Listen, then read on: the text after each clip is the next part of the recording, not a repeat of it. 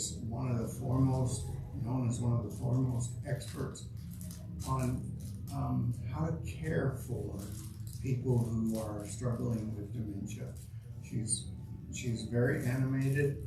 I'll warn you, if you are sensitive to language, every now and then you might hear something, but that's, and part of that is simply because oftentimes with people who have dementia,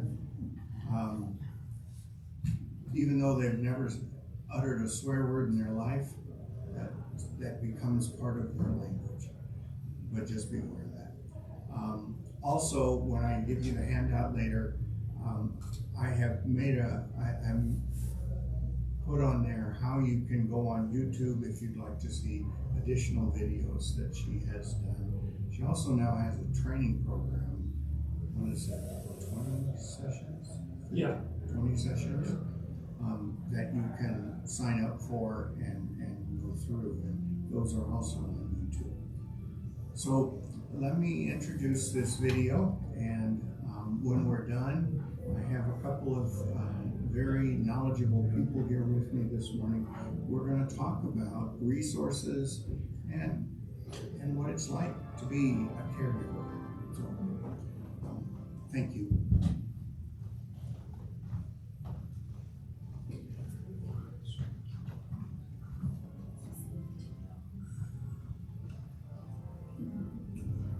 Here's your early warning sign. And I'm not going to spend a lot of energy or time on these, but I want to just give you a hint.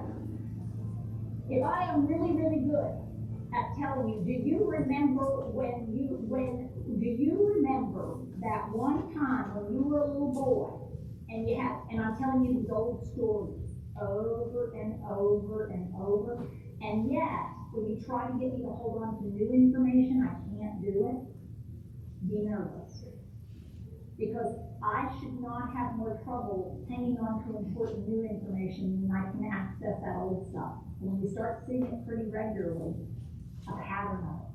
Not just once or twice, but a pattern. You also want to look for having difficulty doing difficult but familiar things, like paying the taxes rather than putting them in a drawer or something. Seeking out a financial advisor, then telling him to do stuff that I would never have told him to do, and then claiming I didn't tell him to do that. Taking money and moving it around. It's like, what are you doing? Well, I needed to move it around. Trusting people like that was not the kind of people I ever trust. Sending money to a post office box in Oklahoma, if it's not my habit. Taking all my money out of the bank and keeping it at the house. Inviting people into the house that I know to come and fix something. We also want to look at problems not just with memory, because that's not what it's all about. We also want to look at problems where I can't think of the thing that you say, one after the other in a row, and there's a dot here. You know, not a sentence, huh? Yes, words. What do you think I meant? You get such an attitude. Now, this one gave me the answer. Why am I being ugly to her? Because I should have known what it was, and I didn't like not coming up with it. Let me give you another example. Not everybody gets angry. Another example of the same kind of thing. You know, it's the one after.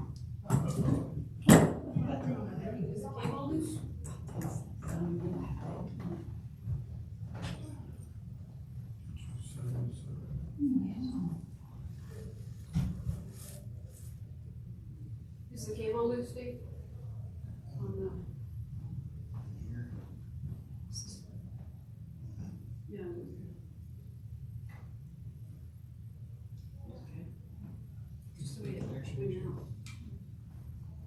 Stories over and over and over, and yet when you try to get me to hold on to new information, I can't do it. Be nervous, because I should not have more trouble hanging on to important new information when I can access that old stuff. When you start seeing it pretty regularly, a pattern of it, not just once or twice, but a pattern. You also look for having difficulty doing difficult but familiar things, like paying the taxes rather than putting them in a drawer or something. seeking out a financial advisor and then telling him to do stuff that I would never have told him to do, and then claiming I didn't tell him to do that. Taking money and moving it around. It's like, what are you doing? Well, I needed to move it around.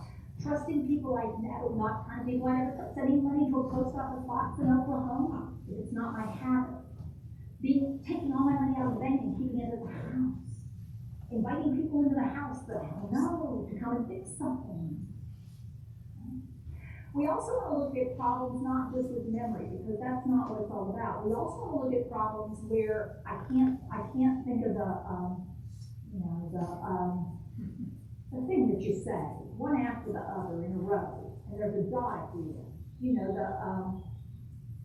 not a sentence, huh? Yes, words. What'd you think I meant? You get such an attitude. Now, this one gave me the answer. Why am I being ugly to her? Because I felt stupid. Because I should have known what it was, and I didn't like not coming up with it. Let me give you another example. Not everybody gets angry. Let me show you another example of the same kind of thing. You know, it's the one after the other, and you put them in a thing, and there's a dot at the end. What? Oh my God. Why couldn't I think of it?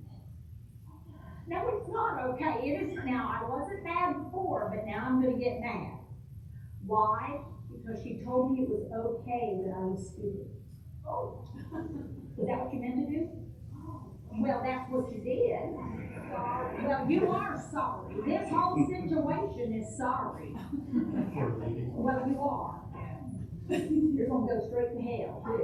Now, this is where it feels like, and I'm going to be honest with you, sometimes as a care partner, it feels like no matter what you do, you're not right.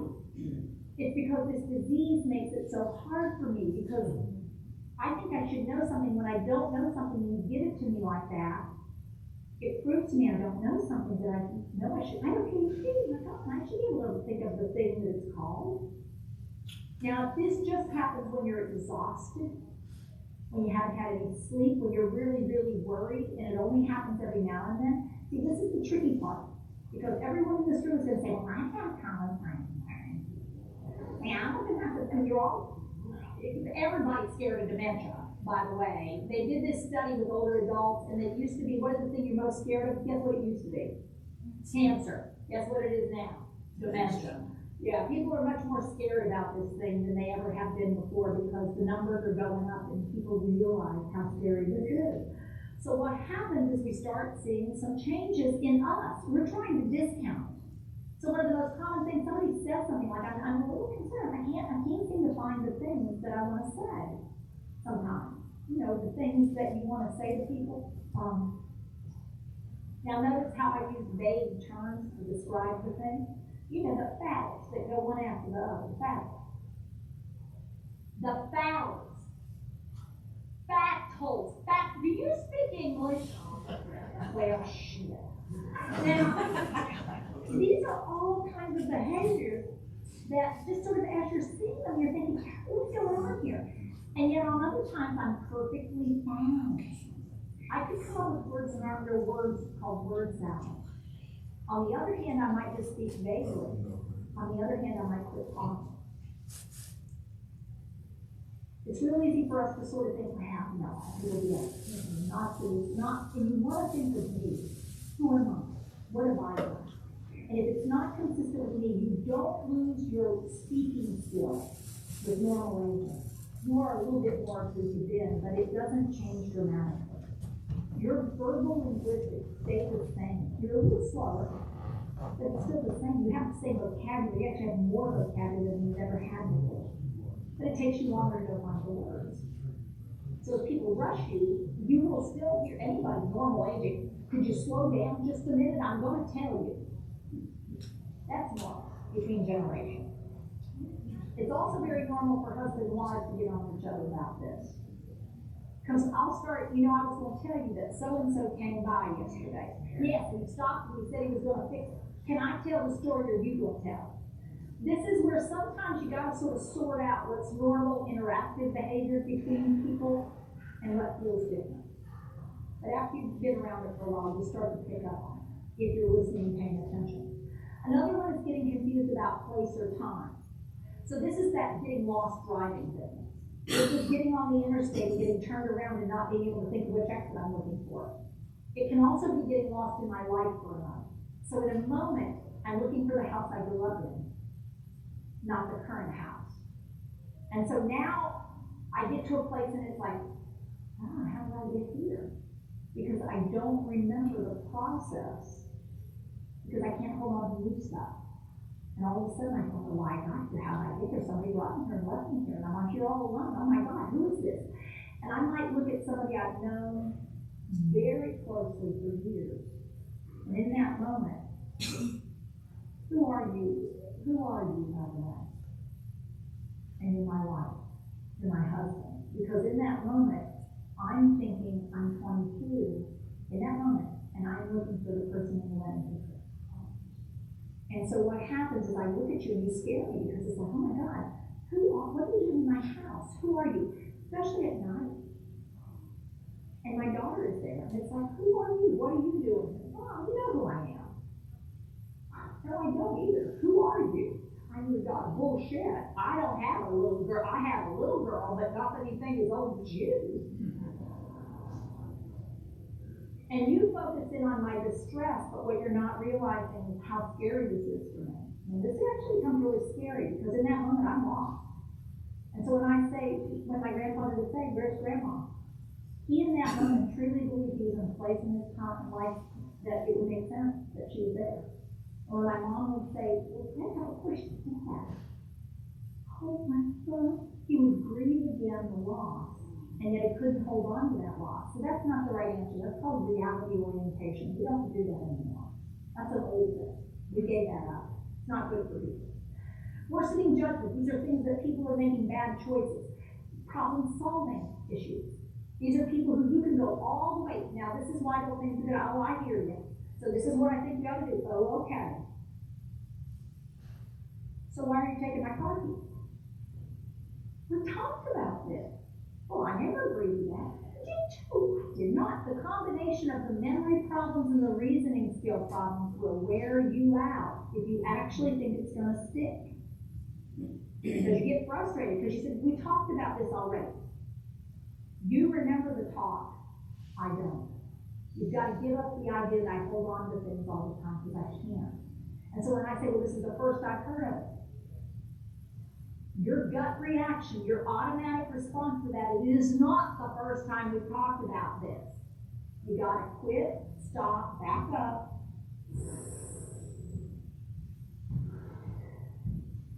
Now, I actually want you to practice that. That is an important skill. I want you to stop. I want you to breathe in, purse your lips, and blow out. Now this time I want you to focus on belly breathing. Okay, in other words, abdominal breathing. We're going to get to this and tell you why and how important this is. Okay, ready? Breathe in through your nose. Blow out.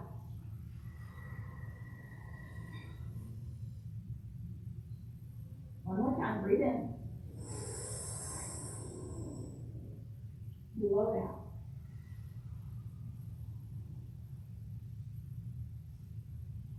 Now, the reason I just had to do that, that's a new skill for you. It's called breathing. Most of you think you know how to do this, but when you're a caregiver, here's what starts to happen. You start to get stressed and irritated, and before you know it, before very long, you are actually not breathing out. You are sucking air in, and you are holding on to it, and you're only using the top third of your lungs because you've got issues. There are issues. Every time I go over here, there are issues. And I don't have time. When am I going to have time to do anything for me? I am stressed out. Let me tell you something. I can't look. And what you don't realize is you're not breathing. You're sucking air in, but you never let it go. And letting it go is an incredibly important skill, both in how you deal with things, but also in just simple breathing. So they did a study of people who are caring for people who have dementia. And they looked at them, and they compared them with people who were not caring for people who have dementia. And guess what they found out? These people, oh, that's a signal. It means we've almost spent about 45 minutes on this. Okay?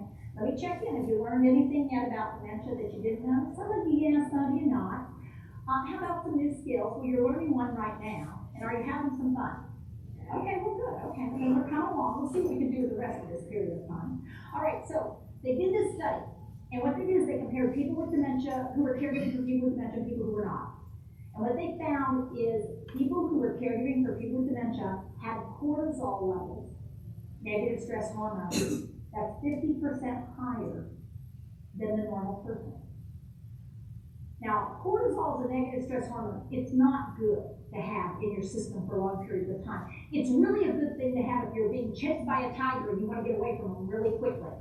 But if you're not doing that, you don't really want to have high cortisol levels, because high cortisol level increases fat distribution in your organs and around your middle. It makes it very difficult for you to see the big picture. It actually causes your vision to go like this. It keeps your brain from working as well in decision-making tasks.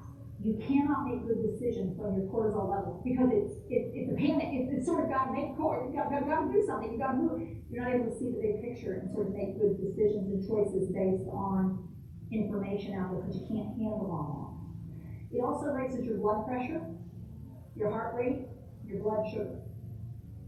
Therefore, people who are caregiving for people with dementia are more at risk for developing dementia themselves. Oh yeah, that's not good. We don't need more people with dementia. There's plenty. So here's what we want to do. They did a study and they said, okay, you guys are super stressed. Guess what caregivers said? Oh good, something else I'm not doing right. Great. Well, what am I supposed to do about that? I don't have time to get done what I need to do. How am I supposed to deal with stress in addition to that? So they said, okay, well, we need to make this simple. Let's have them breathe. So they actually did. They had them stop 5 times a day and take 3 deep cleansing breaths. And they actually gave them a kitchen timer to put on the belt. Because guess what happens to caregivers if you don't give them a timer to remember to take care of themselves? They won't. You people don't take care of yourself. You say, oh yeah, I'll get to that sometime. But you don't. So 5 times a day they would stop and they would do those 3 deep cleansing breaths. And after 6 months they remeasured their cortisol level. It was back to normal level. What does that mean about you as a caregiver? You are carrying an incredible burden around and you don't even realize you're not even breathing well. You are going into situations, I'll tell you how you walk in the house for a person. Hey Dad, how are we doing today? You gonna be ready to take a shower? Okay, let's not fight, Dad. You're filthy. This is gonna go real well, I can tell you, just don't go there. But this is where, but notice what I wasn't doing. I'm not breathing. And unfortunately, guess who picks up his cues for me? Daddy.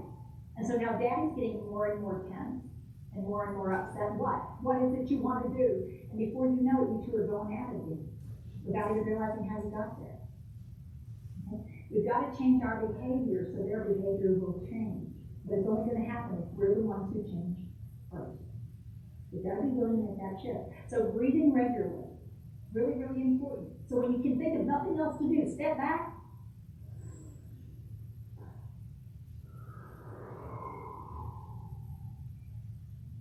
You're not wanting to take a shower, I do. It's a much safer response. It's a response, not a reaction. You're actually thinking about what you're going to do. You're taking that moment to get yourself together before you try to help somebody else. You know what they say about that oxygen mask? Well, it's the same thing when it's caregiving. You've got to move out of caregiving to care partner. So you have to think. Okay? Now we can go over the rest of these, but I don't want to spend a whole lot of time. I do want to point out a couple of other things here though. The loss of initiation. That's probably one of the ones that gets missed the most. Loss of initiation, it means I'm not doing things like I used to. I'll talk about it, but I don't do it. So let's say I used to be very active in my faith community. I used to run a group of adults and we do study. And now I've said, well, you know, I'm not going to do that anymore. That I have given them a lot of time of my life, and I let somebody else step forward. Let somebody else do this kind of thing. I'm just not going to do it. Or I'm not going to go to church this Sunday. Or I'm not going to go to temple this Sunday. I'll do it another time. I'll do it another time. I'm going to clean that up. I'm going to clean that all up. I'm going to get in that room and get it all dealt with. And not a thing gets done. It could be depression, but it might not be depression, it might be the first sign of dementia. Because one of the things that their brain can't do is figure out how to go from a thought to actually doing it. And so you get stuck. And so you get home, it's like, Mom, you didn't even eat the sandwich I left you. Well, I just wasn't hungry. It wasn't about being hungry, it's about not being able to get started, not being able to figure it out, not being able to know what to do first, what to do next, to sequence through it. This is where you go in and you see the bedroom, you're like, what have you done? Well, I was going to put it all away. It's all out. I know, I was sorting it. And so you're frustrated because every time you turn around, I tear things up in my effort to be helpful. But I don't see it. I mean, I'm trying to do it, but I can't figure it out. I start looking at all the piles, and then I get sort of flustered, and I don't know what to do. I don't know. I'll get to it. Just leave it. Leave it. Don't mess with it. I'm coming back to it. But I can't do it.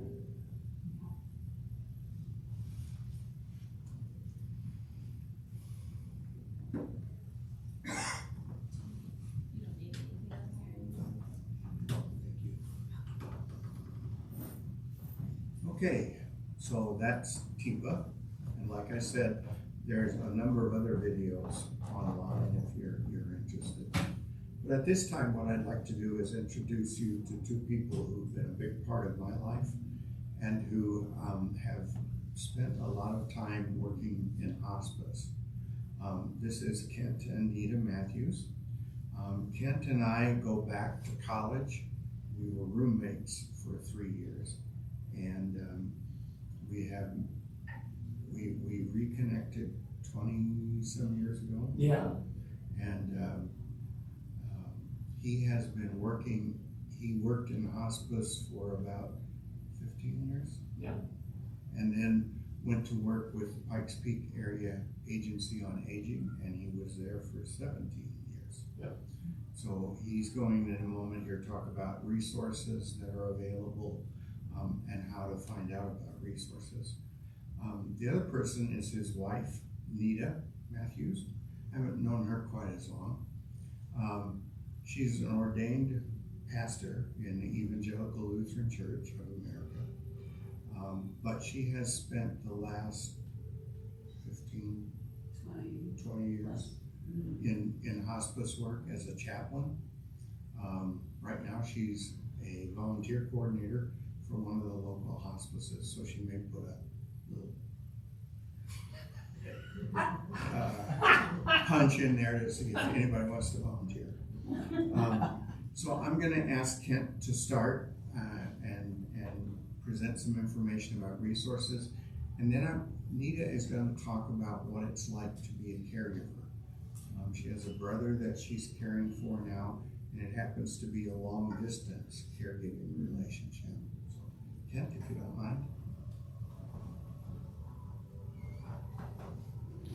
If you ever find yourself in person with TIPA Snow, do not sit in the first 5 rows. You saw why. And every time, she's consistent. Every time she picks it, she just latches onto somebody, and they're going, what? Because she slips in and out of the dementia so well. And so just put that one away. And she does have a lot of videos. The other is, you don't know what her website is, but you could just Google her name, TIPA Snow. It will take you to her website. She has a lot of information on her website. She has podcasts, she has videos, there's information about support groups, there's a ton of information. So, with that, go to others. She trains people to be coaches within communities, to work with people, to help them deal with the demented behavior.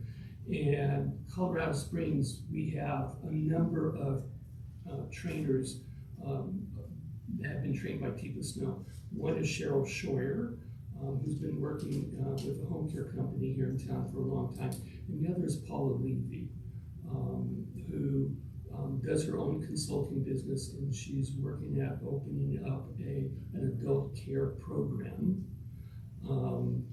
like she had up in Woodland Park, and she's phenomenal. But with that said, what I did at the Area Agency on Aging is I would provide consultations to caregivers at no charge. The purpose of the consultation was to provide the caregivers with information about resources that would help them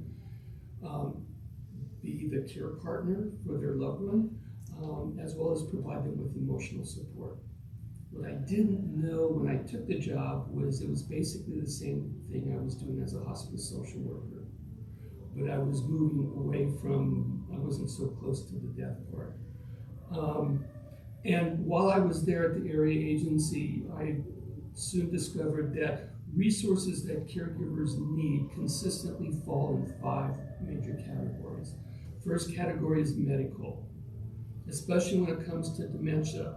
They don't understand what it is. They don't, and the medical model does not help at all, because the medical model teaches us because it labels everything. So there's over 100 different kinds of dementias, which in the medical system, and for a lot of people, says, well, all of those dementias are different. Well, they're different in terms of how they process and affect the brain. They are not different in terms of the behaviors that they create. Okay? So the first area is medical. Second area is legal. What kind of legal things do you need to have in place? Third thing is financial. How are you going to pay for all of this? Because we live in a capitalistic society that's based on consumerism, and so a lot of things, services come with a price tag. And then the other is care. Where am I going to get the care? Who do I go to? Do I need care in the home? Do I need care in a facility? Why would I want to move my family member into a care facility? Those were the questions that we dealt with. And the other is financial, medical, emotional support.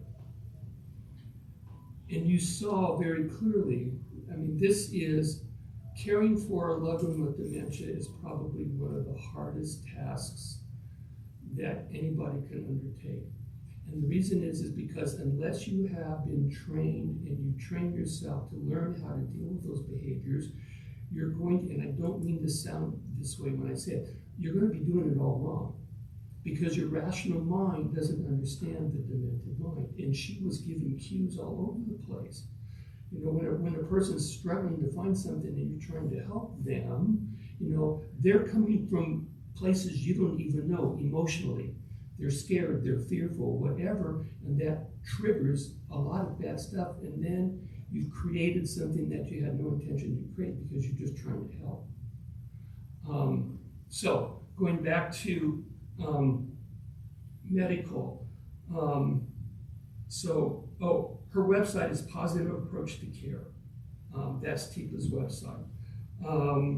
She has a lot of stuff on YouTube. The Alzheimer's Association is another great place to go in terms of dementia resources. Oddly enough, you know, the other one that comes to mind a lot is Parkinson's disease. There is a strong correlation with Parkinson's and a dementia called Lewy body. There's also the new hot dementia right now that was getting more and more attention, was what was called FTD. And that's what happened. I mean, we abbreviate everything, so they call it FTD. I think of, because of when I was born, when I was growing up, I think of the florists, okay? But FTD stands for frontal temporal dementia. It affects the frontal temporal lobe, which is the executive processing. So, and every dementia eventually affects the temporal lobe. Sometimes it starts here, other times it starts in other places of the brain and works that way. And so what I would tell caregivers who came in, and we were talking about the medical stuff, I would give them information about where to go for them to begin to learn about dementia behavior. If they were extremely struggling, I would give them Paula's name, because Paula is an excellent resource in this community in terms of doing exactly what Tipa did, sitting down and talking about the process and doing some coaching and giving some training. But the other thing is I would then begin to help them understand the process that the focus is on the behavior, not the disease. Because you can't do anything about the disease. There's nothing as a care partner you can do that's going to shift that process. And so you have to begin to shift and say, you have to move out of the reaction mode and into that listening and partnering mode. So we would talk about that. In the area of legal resources, the two big areas were powers of attorney, a medical power of attorney and a financial power of attorney.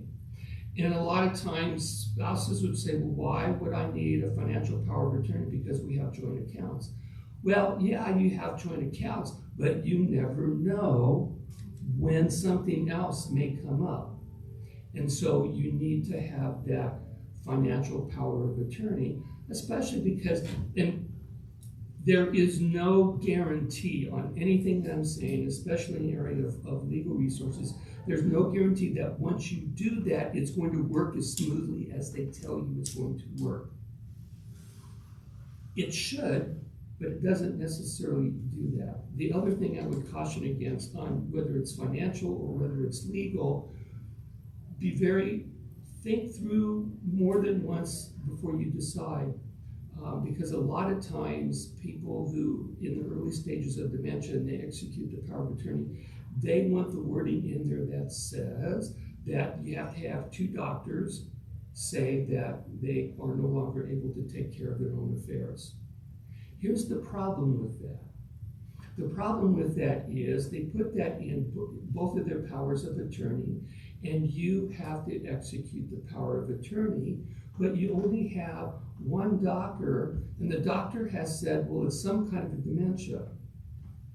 And the doctor's not going to sign off unless you bring them back in.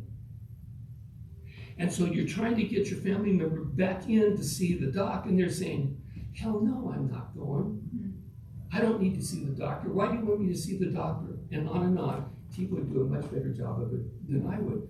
But they dig their heels in, and you literally can't get them in. Or you get them into the doctor's office, and it's been a struggle, like pulling a dog on a leash that doesn't want to go. You get them into the doctor's office, and they're sitting there, and then you're in the doctor's office with them, and they look at you, and they say, who is this person? I don't want him here. And legally, the doctor has to say, you need to step out. Even though you know that it's their dementia. But the doctor doesn't know that because the doctor hasn't been living with you.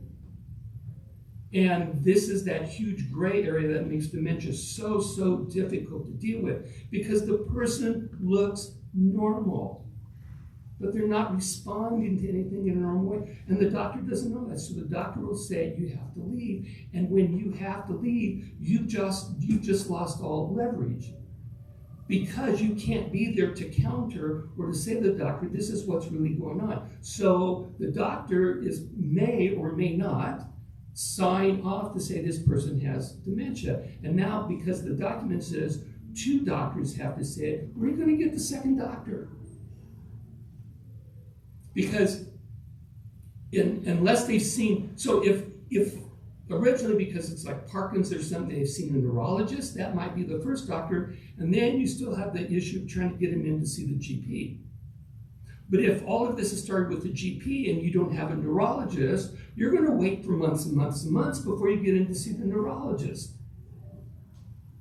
So I would just question if you're helping a family member and they're talking about, well, I want two people, to say I have dementia before this goes into effect, it may be a potential landmine, and it may make the caregiving more difficult to do. Financial resources. Over the years, it was amazing the number of people who came in, and we were talking about the resources, and they were making one bad assumption they were making was Medicare would pay for it. Medicare pays for very, very little when it comes to caregiver stuff. Medicare is not going to pay for room and board at a care facility on a long-term basis. Just not going to happen.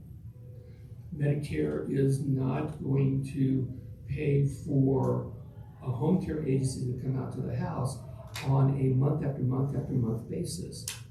They will do it on a short-term basis, but not for month after month after month. And you're in a situation where you're going to need it month after month after month, if not year after year after year. The other question I would ask is, does your family member have any kind of long-term care insurance? Well, what's that? So then I explain it to them. I say, no, we didn't take that out. But long-term care insurance, and there's pros and cons, and I'll be the first one. I do not have long-term care insurance. And there's a number of reasons why I didn't take it out. But long-term care insurance is set up so that if you need care in the home or care in the facility, after you meet specific qualifications and prove that to the insurance company, they will kick in and they will pay for the care in the home, or they will pay for the care or for the room and board at a care facility. How much they pay for it, when and where, that's all dependent on A, the company that you chose to do it, how old the policy is, and whether or not you, because it's an older policy, did you stay up with the inflationary thing? Meaning, my mom, when she had her long-term care insurance policy, and we were looking at putting that into effect for her, we found out it was useless.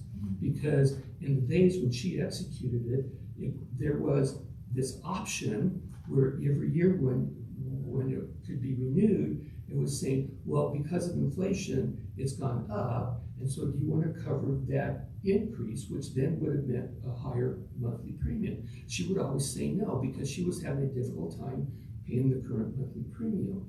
And so because of that, she kept denying it, which meant it was worthless when it came time for us to use it.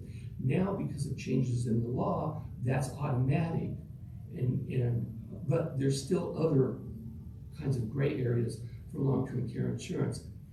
But that is another means to pay for the basic resources that would help you as a care partner in terms of having additional care come into the home or having moving into a care facility. And when you're looking for home care agencies, they are not all created equal. Because in the state of Colorado, you have two types of home care agencies. You have a medical home care and you have a non-medical. What's the difference? The basic difference is the medical home care companies are the ones that have the skilled positions, meaning they have the registered nurses, they have the OTs, PTs, STs, occupational therapy, speech therapy, physical therapy. And they also have their staff that can come in and do the physical care in the home, or CNAs. Non-medical don't have the skilled positions. They have what are called personal care workers or homemaker companions. A personal care worker basically gets the same training as a CNA. The difference between the two is the personal care worker is paid less. The other is that the CNA is under the supervision of a nurse. Now, that's helpful if your family member has wounds that need to be taken care of or other things that require a nurse. She can write up the care plan and have the CNA carry it out. But if you're just needing somebody to come in doing bathing and dressing and maybe some light housekeeping, you don't need a CNA to do that. A personal care worker can do that. Okay? So there's a difference in costs. And so we would talk about that. We talk about what to look for when you're trying to hire a home care company, questions to ask before you hire them. And then when it comes to going into a care facility, what do you want the care facility to do? Are you moving them in because of their memory? And so you can drive all around town, and they're hard to identify. They're easy for me because I know it, but we've got one, it's a rather new one, it's called Melody Living, and it's up on Powers and Woodman on the corner. And it's got independent, it's got assisted, and it's got memory care. Okay? And so just because the person has memory loss to the care facility doesn't mean that your family member is automatically going to go into the memory care, because it has to be to a certain level before they can move in. The other is there are also nursing facilities, and the nursing facilities are becoming less and less and less. I am seeing, over the years, I'm seeing all kinds of brand new assisted livings being built with memory care, but very, very few nursing homes. All of the nursing homes we have here in Colorado Springs are at least 40 to 50 years old, at best. Okay? That's a part of the care continuum that's beginning to die off, which scares me, because then what are people that are in assisted living but don't have memory issues? Where are they going to go when their care becomes too difficult to stay in the assisted living? Because that's the other thing to think about as well, is because assisted living means we will assist you only to a certain point. After that point, if you need more care, basically if you become bedbound, we will take care of you, but you then have to hire extra care to come in to be with you, because we can't have a staff person monitoring you 24 hours a day, 7 days a week. We're not set up to do that. We're not licensed to do that. Okay? So there's all those kinds of nuances. There are also agencies and companies in Colorado Springs that help you find facilities like Care Patrol and assisted living locators and a number of other ones like that. They can help you find that. And I had a checklist that I would go through and say, here, these are the questions to ask, and you can have them guide and direct you to a proper facility. And then the last is on the emotional support.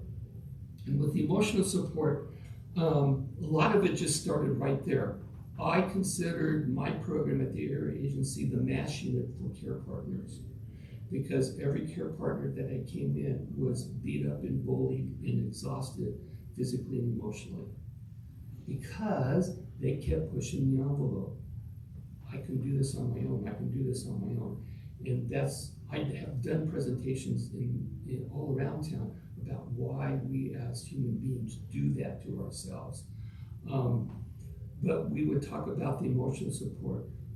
The Area Agency on Aging continues to have a caregiver support group. You all have a caregiver support group here. The person who started it is sitting here. No, that was on before me. Okay, but you picked it up. And then Cynthia is currently doing it, and she's sitting in the back. It's a wonderful support group. And there are other caregiver support groups, care partner support groups. And I also, depending on if it was disease related, like a Parkinson's issue or other diseases, encourage the care partner to attend support groups around those specific illnesses as well. The Area Agency on Aging continues to have a respite program to give the caregivers a break. It's a voucher that they give to the caregiver, and it will pay for time at a daycare, or it will pay for time for a home care agency to come out to the house and provide care in the home. The Easter Seals of Colorado also has a program where they will pay for respite in the home as well. So there are different places to go to get the respite. At the Area Agency, they are still doing a program called Powerful Tools for Caregivers, which teaches caregivers how to take care of themselves, which is what Tipa was relating to at the end. And then I'm going to wrap up with this. If you don't have this, get this. Right now, and Steve reminded me when earlier discussion before we started, they are out of the 24-25 copies, but you can go online to the, it says ppacg.org/yellowbook. And you can go online and look at the online version, since there aren't any hard copies. But this has all of the resources to help seniors understand what's out there to care for them, as well as resources for family caregivers. People always ask me this, what's the difference between this and the Blue Book? Because the Blue Book kind of does the same thing. The major difference between this and the Blue Book, this one is easier for seniors to look through and pull out the information because it's basically, there's not a lot of graphics in it. It's simple black and white. In the Blue Book, there's a lot of splash and color. And so the information gets lost in all the graphics and everything. The other major difference between this and the Blue Book is there is a criteria to be in here, but one of the criteria is not that you pay us to be in here. If you run across a hospice or a home care agency or a care facility that's not listed in the Yellow Book, it's because they haven't told us they're here. Okay? We don't go out looking for them. They have to come to us and say, we are here, we'd like to be listed in the Yellow Book. In the Blue Book, they're listed there because they pay to be in there. Okay? So, thank you. When does that come out? Like It comes January? out, it should be coming out about the spring, like maybe March or April. And you can always call the Area Agency on Aging, which is the 719-472-096 number. You can always ask them, do you have current Yellow Books in? When do you expect the new ones to come in? And when the other is when the new ones come in, the best places to look for, you don't have to go down to the agency office to get it. You can go to any library branch.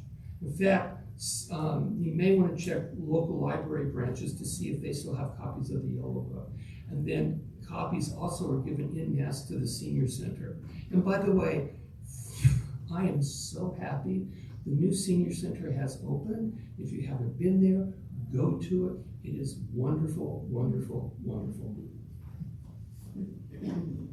I'll let my wife talk.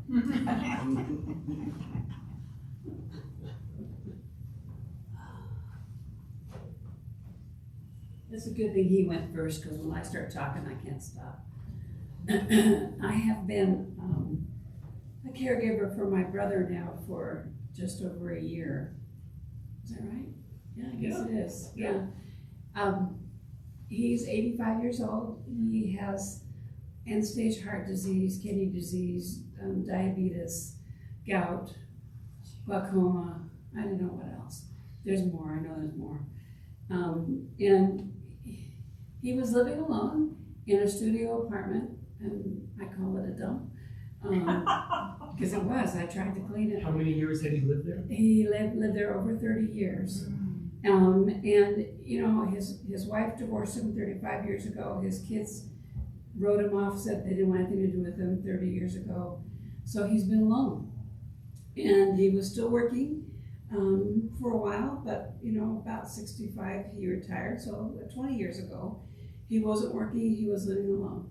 And he has suffered from depression his whole life. He is also an incredibly stubborn person.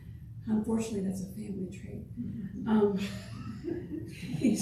He has control issues, he has authority issues. He was in the Army for 3 years, and he's lucky they didn't kick him out.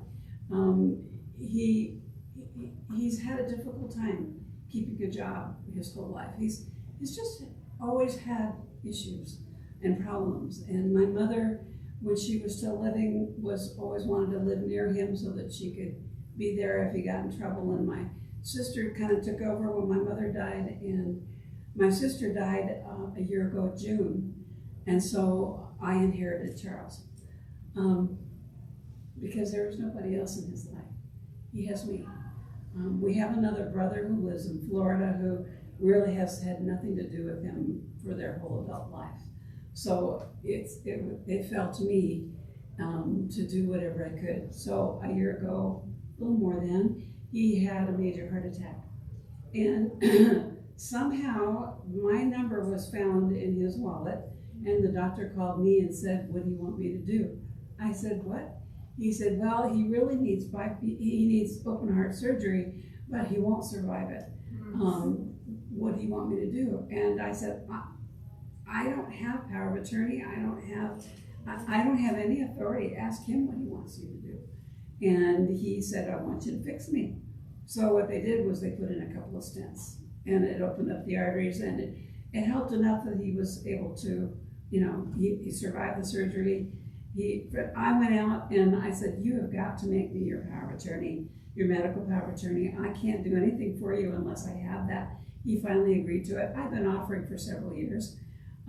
He finally agreed to it. And so now I was in charge of making sure that he was okay. He refused to go to rehab unless I agreed that he could move back to his apartment after rehab. I took a look at his apartment and said, you don't want to go back there. That's my home. I want to go back. So I promised him. And in order for him to go back to that apartment, I had to make sure it was livable. Well, it was full of bugs. The ceiling in the bathroom was black with mold. There were dead cockroaches. There were bugs in the bed. It was awful. So I got the apartment to haul out the bed and throw it in the dumpster. I got the apartment to put in new carpet because that had never been replaced, and it was full of holes and it was filthy. But they wouldn't paint for whatever reason. So I scoured the walls with Clorox and made them at least a lot lighter than they were. And I cleaned and I cleaned. I cleaned every piece of furniture. His furniture was had all been retrieved out of a dumpster. He didn't have anything that was ever bought in a store. It was just awful. But I made it livable. I promised him he could go home, and I kept him in rehab just as long as we possibly could. We finally brought him home to his apartment, and I got hospice on board. They signed him up the day he came home, but they wouldn't sign him up unless they had caregivers. So then I had to find caregivers that would come in, and it was $40 an hour for caregivers. And his money, my money, I was not sure how we were going to do this, but we had 8 hours of caregiving a day, 4 hours in the morning, 4 in the evening, and that seemed to work, kind of. But he got up in the middle of the night to go to the bathroom, and he pooped and peed all over himself because he couldn't get to the bathroom, and he fell, and he got confused. So 13 days after I moved him in to his apartment, I moved him into a small care home, which I felt like was the answer because he was in such poor condition. And, the story goes on and on and on. It was just one thing after another I had to do. I fought with his banks to get control of his money. Even though I had power of attorney, that wasn't enough. They needed 2 doctors to sign the letter saying that he wasn't able to, well, he didn't have 2 doctors. Well, he did. He had a VA doctor who didn't know him, who said, well, if you bring him in, I couldn't get him to the VA, to the doctor. So finally, I talked to the hospice, and they had 2 medical directors who signed the letter. Thank God, so that I could get control of his money and I could take care of things for him. He had 2 banks. Why does anyone have 2 banks when they don't have any money? I don't know. But he had 2 banks. One never did work with me after went in to see them multiple times, gave them what they asked for, and they still didn't work with me. I finally just closed that account. I just withdrew all the money out of it, put it in the other bank, and after a while they sent me a letter saying, well, we have to close your account. You need to put money in the bank. And I went, oh, no. So but it was just constant. I'm constantly on the phone with caregivers, whether it be his hospice nurse, his hospice CNA, his social worker, his chaplain, and then of course every day that my brother was doing, he was doing well. He was eating 3 meals a day. He was getting good care, and he was bored, and he was unhappy because he wanted to go home. Well, I told him, I let your apartment go. What? Well, we had the conversation and you agreed to it. I never agreed to that. Sound familiar? I got rid of all of your furniture. Well, I didn't agree to that. You were going to put it in storage. I said, no, I asked you what you wanted to keep, and those are the things I sent with you. I don't remember that. He didn't remember those things. I got rid of his car. Oh man, was he angry about that? He hasn't been able to drive for 6 years because he can't see. He doesn't have a driver's license. He's not well enough, but yet he was so mad that I got rid of his car. It was just one thing after another. And, I kept trying to please him. I wanted, like everything, for him to be as independent as possible. But the bottom line was he had dementia. He was legally blind. He could hardly walk, even with a walker. And he was a heart attack waiting to happen. And he wasn't safe when he was alone in an upstairs apartment with no elevator. He, had gotten used to the last couple of years taking the taxi to get to Walmart and to buy the same things. He'd buy some potatoes and he'd buy some hot dogs and he'd buy ice cream and pudding and enough to carry in his bag, in one bag, so that, you know, every 3 days he had to go to the grocery store. But he couldn't get up the steps anymore. He had to have the taxi driver help him up the steps. And for a fee, he would pay him an extra $50 to walk him up the stairs to get him to his apartment. He couldn't take care of himself. But unfortunately, what he remembers is years ago, well, I have my own apartment. I can do my own cooking. I can drive myself to Walmart. Well, I can take a taxi if I don't have a car anymore. I can do my own laundry. But he couldn't walk down the steps to the laundry room to go wash his clothes. He would wash his clothes by hand in the sink. My time? Well, yeah, okay. Oh, so I'm sorry I'm talking so long. The thing that I've learned through all this is so interesting. When you're a chaplain and you're talking to people who have loved ones with dementia, it's so easy to tell them what to do and to just know, well, this is what you do. This is what you do. I know it's hard, but this is what you do. Well, now, you know what? I know it's hard. This is the hardest thing I've ever done in my life. I have a whole new appreciation for what my caregivers go through. This is the hardest thing I've ever had to do because I'm trying so hard to please my brother who is never happy, never happy with what I do. I'm trying so hard to make things right, but the bottom line is I want him safe, I want him cared for, I want to make sure he's getting nutritious food, I want him to have quality of life. This man for 20 years hasn't done anything except go to the senior center to play bridge, and then he quit when COVID hit because everything closed down. And when COVID was no longer an issue, he couldn't see well enough to go to play cards anymore. He has no friends, he has no family except me. And now he's in a memory care unit. I moved him to a memory care unit where he has socialization, he has people around him, he has activities, a lot of things he can't do because he can't see, but he still can enjoy being around other people. And I got a picture sent to me today, or last week, from the memory care director saying, your brother has a girlfriend, what do I do? And I'm like, yay! Because he's the happiest he's been in 20 years. He's still, every other day is so depressed he won't talk to you, but you know what? He's having more good days. And I have finally made peace with the fact that I've done everything I can do for him. And I have to accept that that is enough. And I am so thankful for hospice, for the caregivers in the memory care, and for being able to let go. Where is he physically? You said he's not He's here. in San Jose, California. Okay. And I was flying out 2 weekends a month for a while to try to get everything. Now I'm taking care of me.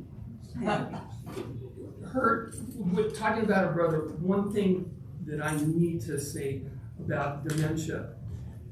So her brother doesn't have a diagnosis of dementia.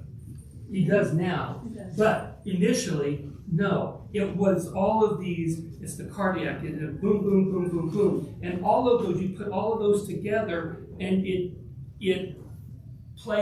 interferes with the function of the mind. Okay, so it does produce dementia, but it's not a typical dementia like Alzheimer's or Lewy body or whatnot, but the behaviors and the responses are exactly the same.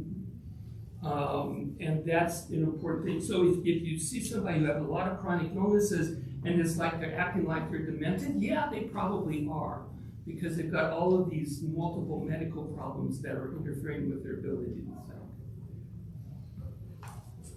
Well, thank you for being here. We don't have time for questions, I'm sorry. It's his But fault. I appreciate, unless you want to talk to them.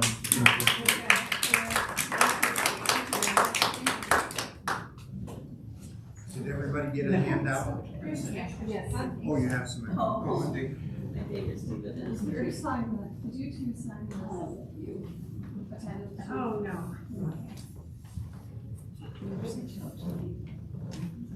He was so tired.